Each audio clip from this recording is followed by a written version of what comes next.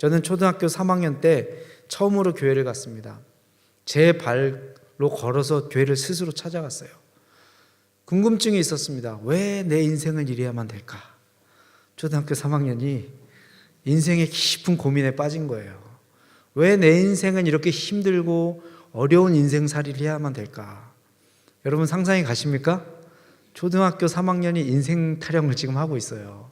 풀리지 않는, 무엇인가로 채우고 싶은데 채워지지 않는 갈급함과 이 마음을 가지고 교회를 갔습니다. 교회를 처음 갔는데 여자 선생님이 저를 따로 부르셨어요. 부르시고 나서 저에게 한마디, 첫 마디가 하나님이 너를 사랑해. 처음 듣는 얘기였어요. 누군가 나를 사랑하는 분이 계시는구나.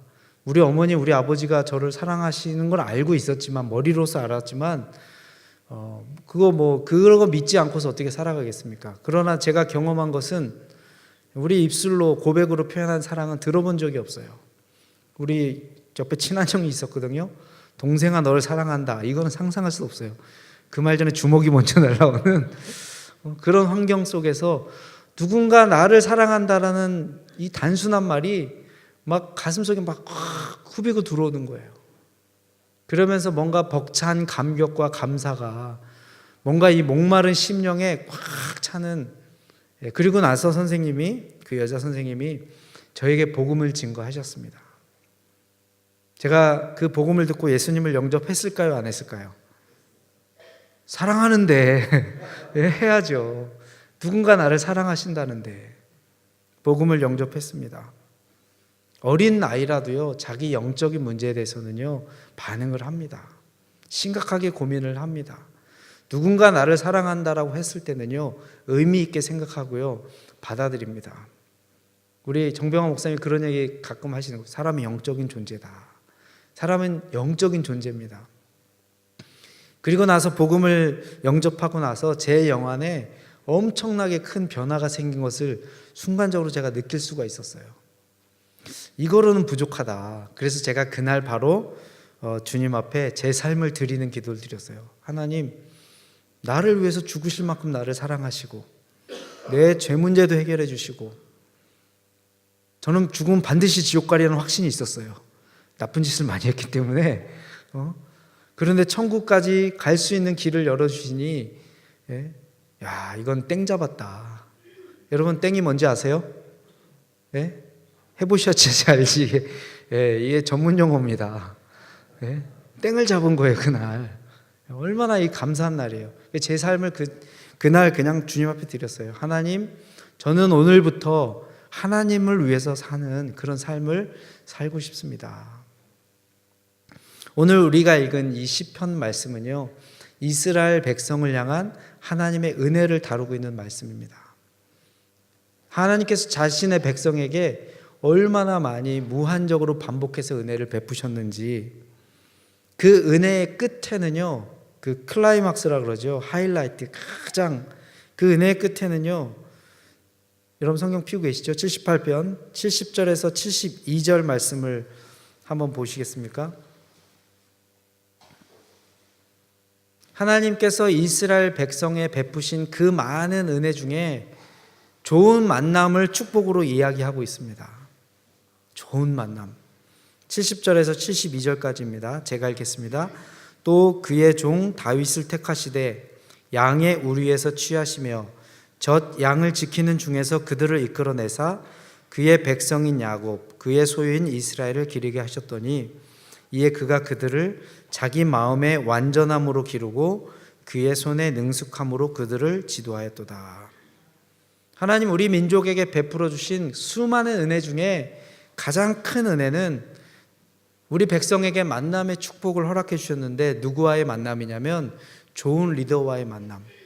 그 국가 지도자, 이 다윗이라고 하는 사람을 우리 민족의 지도자로 세워주신 것이 우리 민족에게 베풀어진 은혜 중에서 최고 큰 은혜입니다 라고 고백을 하고 있습니다. 시편 78편에 보면요, 이 하나님의 은혜가 기차의 레일과 같이 반복됩니다. 이쪽은 하나님의 은혜예요. 하나님의 은혜 베푸십니다. 근데 이쪽은요, 하나님의 은혜와 반대된 이스라엘 백성의 죄가 나옵니다. 하나님의 은혜를 베푸시는데 이스라엘 백성은 감사로 보답하는 것이 아니라 죄를 짓습니다. 하나님을 거역하고 반역합니다. 그런데 하나님께서 또 용서하시고요, 그들을 품고 또 은혜를 베푸십니다. 계속해서 반복해서 나갑니다. 그럼 왜 하나님은 이스라엘 백성을 그렇게 봐주시고 눈 감아주시고 참아주시고 이제 그만하셔도 되는데 계속적인 은혜를 베푸셨는지 38절 39절에 나와 있습니다. 78편 38절 39절 우리 함께 읽어보겠습니다. 시작. 오직 하나님은 긍휼하심으로 죄악을 덮어주시어 멸망시키지 아니하시고 그의 진노를 여러 번 돌이키시며 그의 모든 분을 다 쏟아내지 아니하셨으니 그들은 육체이며 가고 다시 돌아오지 못하는 바람임을 기억하셨습니다. 하나님께서 이스라엘 백성의 죄 지은 대로 반역한 대로 그렇게 갚지 않으셨습니다. 그냥 불쌍히 여겨주셨어요. 그 이유 중에 하나는요, 그들이 육체이며 다시 돌아오지 못하는 바람인 것을 주님이 아셨다라고 하는 것입니다.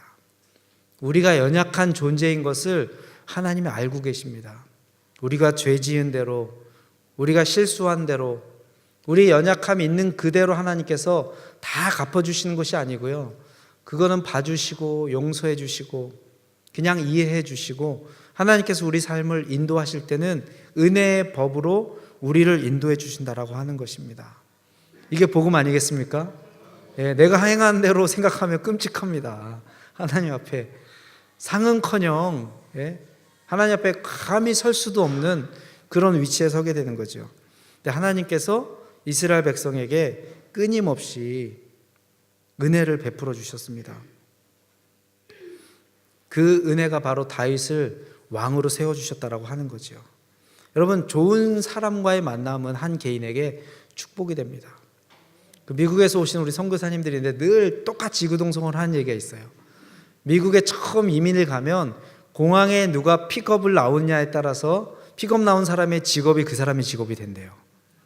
세탁소 주인이 공항 이렇게 마중을 나오면요, 이 사람 몇 년에 세탁소를 운영하고 있대요. 목사님이 공항 픽업하러 나오면요, 이 사람은 몇 년 후에 목사가 되게 됩니다. 그만큼 영향을 받는 거죠. 우리가 누구를 만나느냐에 따라서 실제 내 삶에 지대한 영향을 미치는 것입니다. 우리 자녀들은 좋은 부모님 만나는 것만큼 큰 축복이 없습니다. 그렇죠? 우리 학교 다니는 학생들은요, 좋은 선생님 만나는 거, 이게 엄청나게 큰 축복입니다. 우리 교인들에게 큰 축복은 뭐예요? 우리 정병환 목사님 같은 분 만나는 게 큰 축복이에요. 우리 선교지에서 일하는 우리 사역자들은요, 저 같은 사람 만나면 안 됩니다. 좋은 사람 만나고 좋은 리더를 만나야 됩니다. 한 시대를 살아가는 백성에게 최고의 축복은 뭐예요? 지도자를 잘 만나야 됩니다. 여러분, 구약 성경 한번 읽어보세요. 그 뛰어난 선지자들이 하나님 앞에 아무리 믿음으로 활동해도요, 악한 왕이 한 시대를 딱 장악하고 있으면요, 그 시대는 암흑기로 그냥 돌아서 갑니다. 우리 하나님의 일, 거룩한 일을 하는 이 우리의 교회 사역, 목회 사역, 선교 사역도 중요하지만요, 사실은 그 시대의 영향력을 더 많이 미치는 것은요, 정치를 하는 분들이나 사업을 하는 분들, 경제를 잡고 있는 분들에 의해서 더 많은 영향력이 흘러가게 되어 있다라고 하는 것입니다. 그런데 다윗 시대에 무슨 일이 이어졌을까요? 다윗 전에 이스라엘 역사는 영적인 암흑기였습니다. 사사시대였어요. 자기 소견에 좋은 대로 옳은 대로 행하던 그 시절이었습니다. 그런데 다윗이 딱 등장을 합니다. 우리 제가 읽겠습니다. 찾지는 마세요. 사도행전 3장 36절 말씀에 보면 다윗은 당시에 하나님의 뜻을 조차 섬기다가 잠들어 그 조상들과 함께 묻혀 썩음을 당하였으되. 사도행전의 기자가 고백한 이건 이제 다윗의 일생에 대한 요약이에요. 다윗이 당시를 그 시대를 향한 하나님의 뜻을 받들어 섬겼다라고 했습니다. 하나님의 뜻이 이루어지는 시대였어요. 그리고 하나님께서 여호수아를 통해서 정복하라고 했던 이스라엘 백성에 주어졌던 그 약속의 땅이 다윗 때에 그 영토가 확장이 됩니다. 왜 다윗이 이렇게 전쟁을 했을까? 전쟁 미치광이었나? 아니죠. 하나님께서 이 민족에게 주신 그 영적인 유업을 취하니라고 다윗은 끊임없이 전쟁을 했다라고 하는 것입니다. 그런데 무엇보다도 다윗 시대의 특징이 있어요. 하나님에 대한 계시가 목동이었던 한 사람을 통해서요, 어마어마하게 몇 세대가 걸쳐서 들어오지 못했던 하나님에 대한 계시가 어마어마하게 다윗이라고 하는 한 영혼을 통해서, 그의 시를 통해서, 그의 삶을 통해서 쏟아져 나오기 시작합니다. 그러면서 이 다윗의 지도력의 특징을 두 가지로 요약하는데요, 마음의 완전함, 영어로 integrity of heart라고 이렇게 나와 있습니다. 변하지 않는 충성된 마음, 성실한 마음, 순전한 마음. 아주 이 마음의 동기가 올바른 완전한 마음을 가졌어요, 다윗은. 그리고 다윗의 지도력의 두 번째 특징이 손의 능숙함, skillful heart라고 나와 있습니다. skillful hand. 좋은 의도를 가졌지만 기술이 없어서 자기의 백성을 잘못 이끌어가는 지도자들이 많지요. 그 중에 하나가 이상주의입니다. 목표는 좋아, 의도는 좋아. 그런데 결과가 그 의도만큼 되지 않았을 때 참 안타까움을 갖지요. 우리나라 정치 상황에서도 많은 정치자들이 바뀔 때마다 좋은 의도로 정책을 핍니다. 의도는 좋은데 결과가 그렇게 나오지가 않아요. 이 사회라고 하는 것이 굉장히 복잡하고 다양한 요소를 가지고 있죠. 그런데 다윗은요, skillful hand, 손의 능숙함을 가져서 의도한 것이 이루어질 만큼 그 나라를, 백성을 이끌었다고 하는 것입니다. 어쨌든 이 시편이 보여주고 드러내고자 하고 있는 한쪽 메시지는요, 하나님의 은혜입니다. 여러분 한번 생각해 보세요.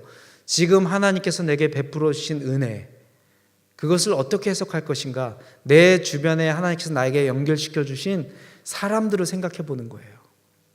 여러분 인생에 이 사람만 생각하면 하나님 나를 이렇게 사랑해서 축복해서 이 사람을 나에게 허락하셨구나 하는 사람이 있습니까? 자, 그 다음 질문은요, 과연 나는 내 주변에 있는 사람들에게 그런 사람입니까? 내 주변에 있는 사람, 우리 자녀들이 그런 고백을 한다고 생각해서, 엄마 아빠 나는 너무 축복받은 사람이에요. 엄마 아빠의 자녀로 태어나서 부족한 거 하나 없고 너무 행복합니다. 우리 아들들의 고백이기를 소망합니다. 한번 거꾸로 한번 생각해 보시기 바랍니다. 이런 하나님의 은혜를 드러내고자 이스라엘 백성의 죄악, 죄악과 패역함을 드러내시는데, 우리가 읽었던 본문은요, 이스라엘 백성의 실패, 그들의 잘못의 첫 번째 목록에 해당하는 내용이 나옵니다. 바로 에브라임 자손에 관한 이야기입니다. 9절, 10절, 11절에 보면요, 에브라임 자손은 무기를 갖추며 활을 가졌으나 전쟁의 날에 물러갔도다. 그들이 하나님의 언약을 지키지 아니하고 그의 율법 준행을 거절하며 여호와께서 행하신 것과 그들에게 보이신 그의 기이한 일을 잊었도다. 에브라임 자손이 뭘 잘못을 했냐면요, 전쟁의 날에 하나님께서 무기를 다 주셨어요, 싸우라고. 그런데 그들이 도망가 버렸습니다. 여러분, 에브라임은 누구의 아들이죠? 요셉의 아들입니다. 요셉에겐 두 아들이 있었어요. 므낫세와 에브라임이라고 하는 두 명의 아들이 있었습니다. 아버지 야곱이 이제 아들을 축복해 주기를 바라고 요셉의 두 아들을 데려갔어요. 아버지 떠나서 형에게 팔려서 이민자로서 옥에도 갇히고 그 서러운 삶을 살다가 아들을 다 데리고 아버지 앞에 축복 받으러 가는 그 요셉의 마음이 얼마나 감격스럽고 감사하고 뭉클했겠습니까? 그런데 자동적으로 이 사람들의 전통을 따라서 아버지 야곱이 큰아들인 므낫세에게 안수하고 기도하기를 바랬는데, 이 아버지가 에브라임 머리에 손을 딱 얹습니다. 그때 요셉이 얘기하지요. 아버지, 걔가 장자가 아닙니다. 영적 지도자였던, 영적 권위자였던 이 야곱에게 하나님이 주시는 신호가 있죠. 아주 특별한 감각이 있습니다. 압니다. 야곱도 누가 큰 애인지. 이건 하나님의 절대적인 주권을 이야기합니다. 하나님의 절대적인 주권을 통해서 하나님께서 드러내고 싶어 하는 것은 우리가 받는 은혜가 우리의 육체적인 힘으로 주어지는 것이 아니라 하나님의 값없이 주어진 은혜인 것을 하나님께서 드러내시기 위해서 하나님께서 절대적인 주권을 가지고 에브라임을 장자의 축복으로 선택을 합니다. 요셉도 장자가 아니에요. 장자가 아닌 아버지의, 그것도 둘째인 에브라임이 이제 하나님 그 아버지 야곱을 통해서 이 장자의 축복을 받습니다. 실제로 에브라임 지파는요, 인구도 많고 하나님께 전쟁할 수 있는 잘 준비된 그런 민족이었습니다. 그런데 블레셋 사람들이 쳐들어옵니다. 역사에서 여러 번 반복이 되는데 가장 대표적인 것 중에 하나가 블레셋 사람들이 쳐들어와서요 3만 명을 죽입니다. 이스라엘 사람들을. 그리고 더 중요한 것은요, 법궤를 뺏어갑니다. 우리가 번번이 전쟁에서 실패한 이유가 저 이스라엘 사람들이 가지고 있는 법궤의 힘이 있다고 믿었어요. 여러분, 궤짝 자체에 힘이 있습니까? 아니죠. 하나님이 힘이 계신 거예요. 보이지 아니하신 하나님. 우상을 숭배하는데 익숙했던 그들은 법궤를 가지고 뺏어가면 자기들이 이제 막강해지려고 생각을 했습니다. 어쨌든 하나님의 임재를 상징하고 하나님의 언약을 받은 하나님의 백성인 것을 상징하는 그 법궤, 예배당일 수도 있죠. 성전일 수도 있죠. 그거를 뺏기는 날에 에브라임 전쟁이요, 도망가 버립니다. 목숨을 걸고 싸워야 될 그들이 도망을 가버립니다. 우리의 인생을 살다 보면요, 중요하게 배팅을 해야 될 순간이 나옵니다. 다른 건 몰라도 물러설 수 없는 그런 순간들이 나와요. 인도에 계신 장로님 한 분과 안수 집사님이 미국 여행을 갔다가 라스베가스를 갔습니다. 이 장로님은 이 도박에 나신 분이에요. 어릴 적부터 아들 돈, 형제들 돈 싹쓸이 하시는 그런 분입니다. 능숙하신 분이에요. 그리고 도박을 한 번도 안 해보신 이 안수 집사님이 이제 라스베가스에 간 거예요. 선교 기금 좀 일으켜 보시겠다고 라스베가스에 가셨어요. 이거 따는 거는 성경금이다. 우리가 쓸 수 없다. 그리고 가셨어요. 여러분, 라스베가스 가서 돈 따온 사람이 있습니까? 거의 없어요. 그냥 그 미국 할머니 할아버지들이요, 그거 조금씩 놓고 돌리면서 그거 시간 보내면서 그 목적으로 갑니다. 이분들이 갔는데 이 안수 집사님 사업을 잘하는 분이에요. 도박은 한 번도 해본 적이 없어요. 가만히 보니까 장로님이 좋은 패를 받았을 때, 죄송합니다, 좋은 패를 받았을 때랑 후진 패를 받았을 때랑 배팅을 똑같이 하는 거예요. 옆에서 이 집 사업을 한 집사님 보시다가 이제 계속 돈을 잃으니까, 장로님 이렇게 해서 어떻게 돈을 따겠습니까? 좋은 카드가 나오면 배팅을 높이세요. 당연한 이치가 아니겠습니까? 에이스가 2장이나 나오는데, 에이스가 뭔지 모르시는 분 계시죠? 에이스가 2장이나 나오는데 배팅을 똑같이 하는 겁니다. 장로님이 듣고 보니까 얘 초짜인데 나보다 더 뭔가 아는 것 같아. 중요한 원리를 얘기해 줬어요. 그래서 좋은 카드가 나왔을 때는요, 막 배팅을 했습니다. 돈을 땄을까요, 못 땄을까요? 땄으니까 제가 얘기 드리는 거예요. 성경금을 내시는지 안 내시는지 모르겠어요. 이분들이 돈을 땄습니다. 찬스가 왔을 때 잡았다는 거죠. 우리가 신앙생활을 하다 보면요, 믿음 생활을 하다 보면 중요한 순간에 나서야 될 때가 나옵니다.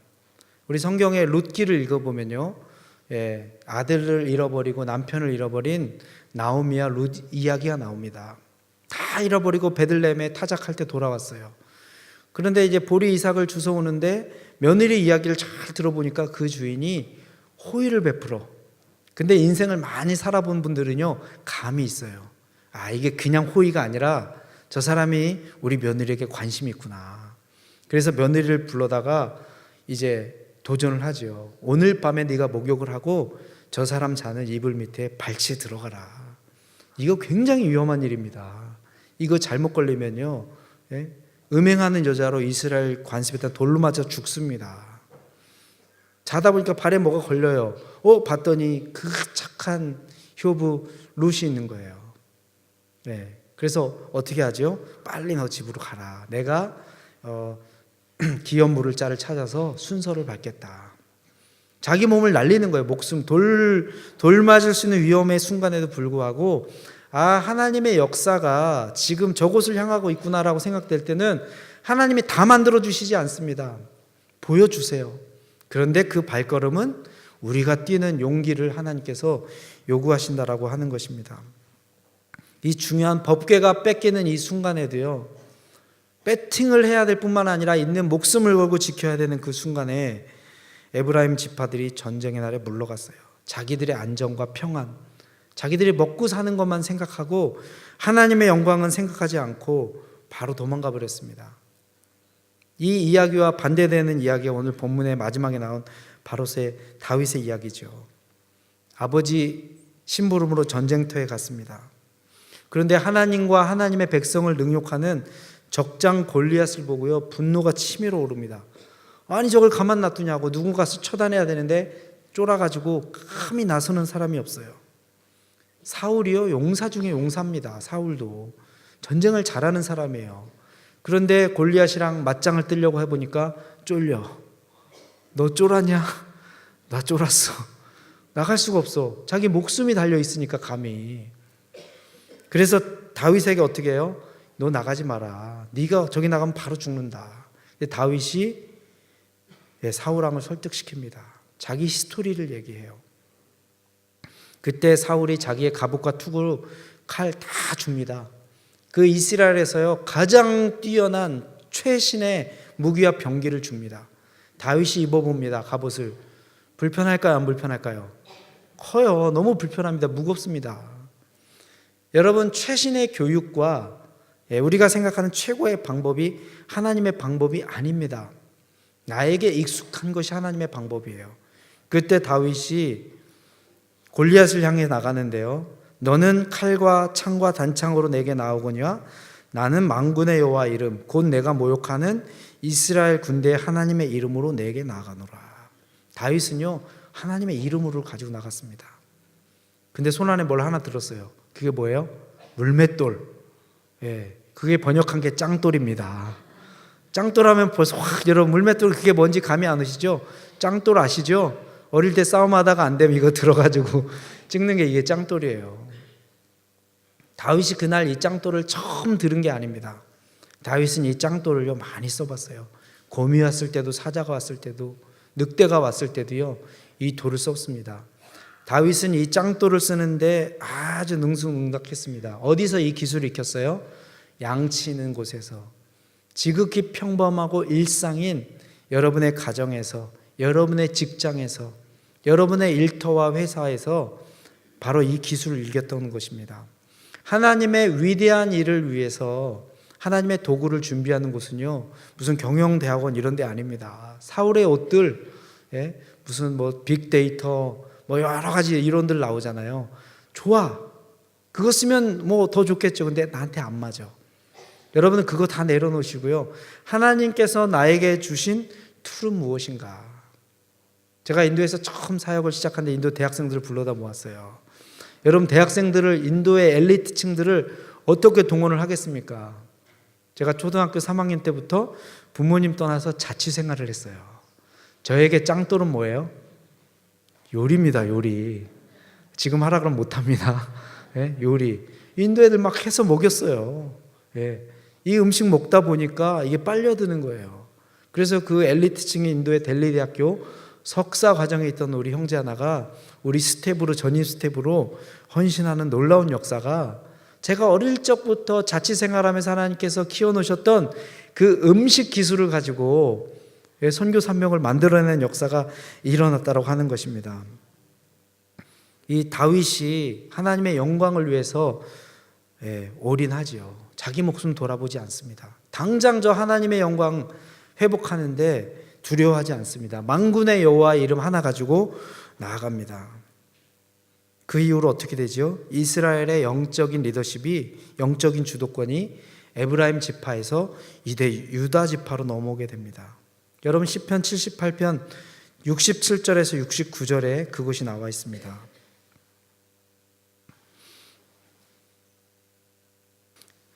(67절부터 69절까지) 제가 읽겠습니다. 또 요셉의 장막을 버리시며 에브라임 지파를 택하지 아니하시고 오직 유다 지파와 그가 사랑하시는 시온 산을 택하시며 그의 성소를 산의 높음 같이 영원히 두신 땅 같이 지으셨도다. 요셉의 장막을 버리시며, 요셉에게 아들들 두 지파가 있죠. 에브라임, 므낫세. 하나님, 이스라엘을 이끌고 있는 실질적인 리더 역할을 했던 그 지파를 하나님 이제는 제끼십니다. 그리고 새로운 지파 유다 지파를 일으키십니다. 누구 때문에요? 다윗 때문에. 하나님의 영광을 위해서 모든 것을 뒤로 하고 짱돌 하나 들고 갔던 그 다윗을 보시고 하나님께서 이제 유다 지파를 통해서 시온산, 하나님이 통치하시는 예수 그리스도가 그 계보를 통해서 나오게 되는 인류 역사의 가장 중요한 역사가 바로 여기서 일어나게 되는 것입니다. 에브라임은요, 전쟁할 준비를 다 갖췄어요. 싸울 수 있는 준비를 갖추고 하나님의 큰 축복을 받았음에도 불구하고 그들은 전쟁의 날에 물러갔습니다. 여러분, 우리 한국 민족은요, 에브라임 지파와 같은 민족입니다. 하나님의 절대적인 주권과 값없는 은혜로 우리 민족을 선택해 주셨어요. 유럽이 서구화를 이루는데, 문명을 이루는데 200년이 걸렸다고 합니다. 미국은 120년이 걸렸대요. 일본은 80년이 걸렸다고 합니다. 우리 대한민국은요 30년 걸렸어요. 가장 인류 역사상 짧은 기간 안에 이 선진 문명을 이뤄낸 거지요. 하나님께서 우리 민족에 주신 놀라운 은혜입니다. 기독교 역사는요, 한국만큼 짧은 시간 안에 기독교 역사가 성장한 나라가 있습니까? 없지요. 선교는요, 가장 짧은 시간 안에 세계에서 두 번째나 많은 선교사를 파송할 수 있는 하나님 나라의 어마어마한 중요한 부분을 차지하고 있는 그런 나라가 됐습니다. 하나님이 이 민족을 얼마나 많이 축복해 주셨는지 모르겠어요. 왜요? 하나님의 영광을 위해서 전쟁하라고. 우리가 만약에 이 전쟁의 나라에 이제 물러간다고 한다면, 도망간다고 한다면, 우리가 가난하고 배고팠을 때, 비닐하우스에서 예배드릴 때 우리의 있는 것들을 하나님의 눈물로 갖다 드리면서 오늘 일군 하나님의 헌신, 이제 열방을 축복하는데 우리가 한 발짝 더 나아가지 않는다면 우리는 전쟁에서 물러난 에브라임처럼 이제 하나님의 역사의 중앙에서 제껴지는 민족으로 영적인 주도권, 제사장 나라로서 그 역할과 그 권위를 우리는 상실하게 될 것입니다.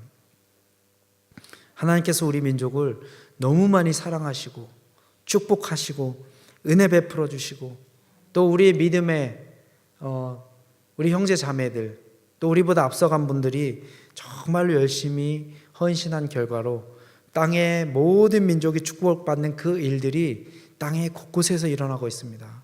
여러분, 몽골에 가시면요, 마을에 교회 없는 데가 없습니다. 어느 마을을 가시든지요, 교인이 적고 많고는 그거는 두 번째, 교회 없는 지역이 없습니다. 그 교회 다 누가 세웠어요? 한국 사람들이 세웠어요. 한국 선교사들이. 이게 어마어마한 일이 아닙니까? 한국만 그렇습니까?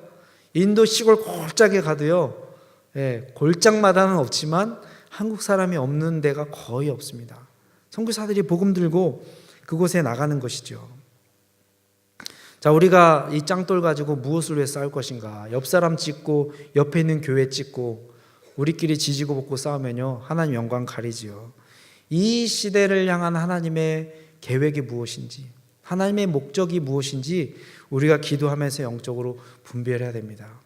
여러분을 하나님께서 이 온양온천 지역으로 불러주신 하나님의 목적이 무엇인지, 이 교회를 이곳에 세우셔서 이 교회를 통해서 하나님께서 이루고 싶어 하시는 하나님의 목적은 무엇인지, 하나님이 이제 한국 교회를 통해서 하나님이 이루고 싶어 하시는 이 시대에 하나님이 계획하시는 일이 무엇인지, 그것을 향해서 우리는 싸움하며 전쟁하며 우리가 나가야 됩니다. 여러분, 손에 한번 짱돌을 드시기 바랍니다. 하나님께서 믿는 모든 자들에게 물맷돌을 주셨어요. 제가 초등학교 때 자취 생활했던 그 어줍지 않은 요리 솜씨로 인도의 최고 엘리트인 대학원생을 선교사로 헌신하는데 그 툴을 썼다니까요. 여러분, 예수님 손에 올려드린 오병이요, 보리떡 5개, 물고기 2마리를 하나님이 5,000명을 먹이는 놀라운 역사가 있었죠. 여러분, 만군의 여호와 이름으로 나가면요, 목숨 생각하지 않고 이 짱돌이요, 어둠의 세력, 한 제국을 무너뜨리는 하나님의 강력한 병기가 된다라고 하는 것입니다. 믿으십니까? 여러분, 짱돌 그냥 가만히 두면요, 돌이 됩니다. 그러나 이것을 들어서 믿음으로 나가서 던지면요, 강력한 무기가 됩니다. 이 시간 우리 함께 짱돌 들고 기도하겠습니다. 하나님, 내가 달려갈 곳을 보여주시옵소서.